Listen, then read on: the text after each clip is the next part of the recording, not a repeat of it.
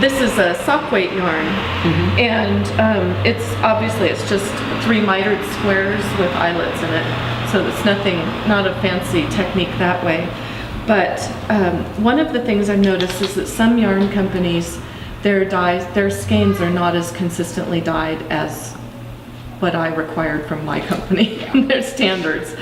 And so even within a dye lot, the color will vary so much that if I had just started with square number 1, and which is started at the large end, and then you work till it's down to just 3 stitches, and then you pick up stitches and do the other 2 squares, that you'd end up with 3 very different looking squares, different colored looks, because obviously each square takes even more than 1 skein, and I think the whole thing took about 5 or 6 skeins.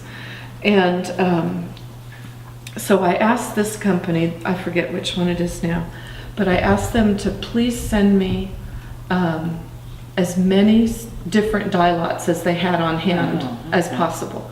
I wanted it to be mismatched skeins, so that I could prove the point that there was a way to make the whole shawl look consistent.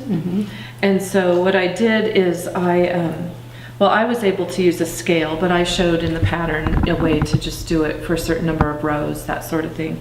But if you have a scale, it's even easier. And just knit, like you did with dividing each one into portions. Or thirds. And so I just did, like this much is the first skein and this much is the second skein.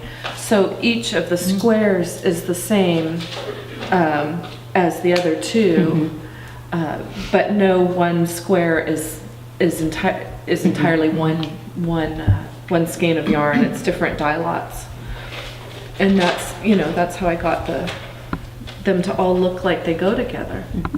Good idea. Yeah. Plus, mitered squares are, of course, really good for hand-dyed yarn, because anytime you can change the number of stitches, then the pooling doesn't have a chance to stack up. Pooling happens when there's some continual, consistent repeat, because the yarn has a repeat. So if it finds a stitch pattern that's going to make a repeat, even if it's just in a square,